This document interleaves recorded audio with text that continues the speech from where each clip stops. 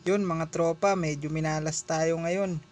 Kalalabas lang natin para gumawa ng motor. Pagbalik natin, nakawala yung aso. Ayan, hinablot yung mga daliri nila.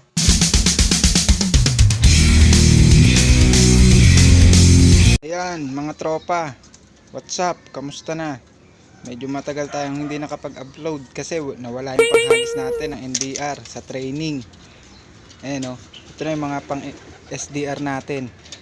Papatuka tayo. Yung isa ayaw pang pumasok yun. Ayun o, naman mga gutom na o. Ito, update ko kayo yung binigay sa atin ng tropa natin. Ito, si Itim.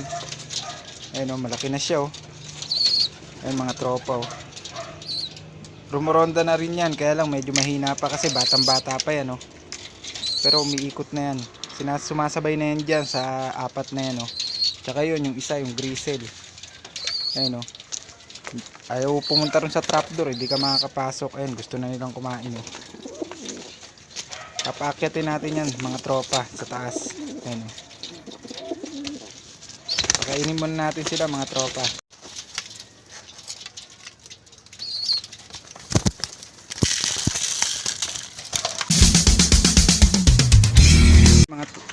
Ayun mga tropa, kumakain na nga sila oh. Yung isa ayaw pa rin pumasok oh. Ayaw pumunta sa trapdoor eh. Pababayaan natin yan mga tropa. Yan oh. Para matuto siya. Bugawin natin para pumasok sa trapdoor. Subukan natin kung papasok siya. Later. Mga tropa, pumunta pa sa ilalim. Papaakyatin natin siya mga tropa. Yan, para pumunta ron sa trapdoor. Yan, pumunta na siya. Pasok, pasok, pasok, pasok. Ayaw mo pumasok, mauubusan ka ng patuka. Ayun o. Mauubusan siya ng patuka dyan o. Pag di siya pumasok. Konti lang kasi nilagay ko kasi pagka ano, matagal silang tumatambay. Ayun, pumasok na. Pag naubusan siya dyan, wala na siyang kakainin. Tropa, update tayo dun sa dalawang YB natin na anak ni Bulag. Ayun o. Malaki na sila. Yan. Mga 2 weeks na yata yan o magto 2 weeks. Ayun o, malalaki na sila. Ano kayang kulay niyan? Yung isa mukhang blue bar, pero hintayin pa natin mga ilang araw, lalabas na talagang kulay niyan. Makikita na natin kung blue check o blue bar. So yan nga mga tropa, na disgrasya yung dalawang breeder natin. That's why I prefer the English style as I prefer! Kasi nakawala yung aso natin eh. Ayun o. Ito nakakatayo na kahapon nung ano to eh, kahapon nangyari. Martes. Gumawa kasi tayo ng motor, di natin napansin. Ano pala, nakawala yung aso. Ayun o, galit na galit sa ibang hayop yun eh, kahit sa kapwa aso, tsaka sa tao. Ayun o. Yung isa ito naman nabalatan lang. Yung isa na ano yung daliri niya, nahablot. Kaya hindi makatayo. Siguro nahatak-hatak. Kaya masakit yung mga paa. Ayun o. Sana makarecover sila. Naghahabol pa naman tayo ng pang SDR. Tapos ganyan pa nangyari. Tagal tuloy. Ayun, ilan pa lang yung pang ano natin o. Ito, hahabol pa natin tong isa na to. Itong pinayaya natin na nag-iisa. Yan o. Tapos yun, yung dalawa na yan. Yan. Yung dalawa na yan, pang SDR din natin yan. Tsaka na tayo magbe-breed ng summer. Pero tuloy-tuloy na yan, wala nang stop yan. Tapos mga tropa, ito nga pala. Kasi wala tayong training box, wala tayong T-box. Dati kasi may binuo akong frame. Ngayon, gagawin natin siya. Ayun o. Buo na to eh, konti na lang kulang nito eh. Ayun o. Sana mabuo natin ng maayos to. Ayoko kasi nung may tarpaulin eh.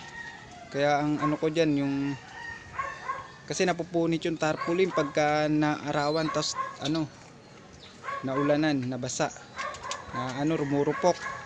Kaya ayoko nun eh. Ayun o.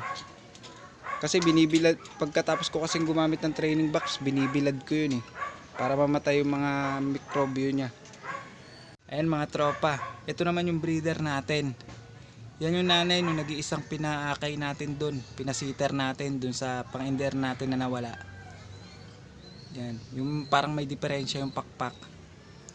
Nag-iisa na nga lang na nabuhay. Kaganon pa yung pakpak. Ayun, yung blue bar na yan, nag-produce na sa akin yan ng kalbayog.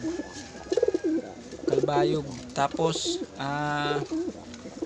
nung nilaro ng MacArthur, di na pinalad, di na nakauwi. Tapos ito naman yung ano niya, mga dumudulo rin niya ng norte, Santa Ana.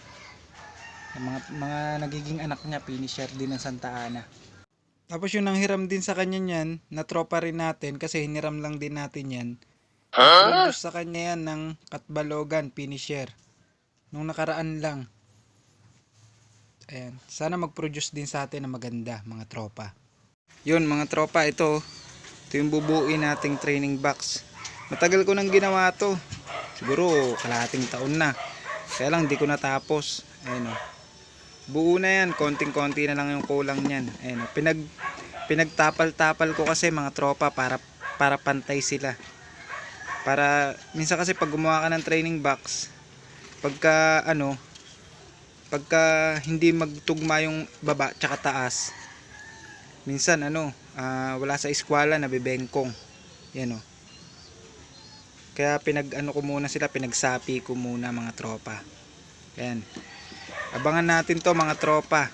Pag nagawa to, update ko kayo, papakita ko sa inyo kung ano naging resulta nitong training box na to mga tropa. Salamat!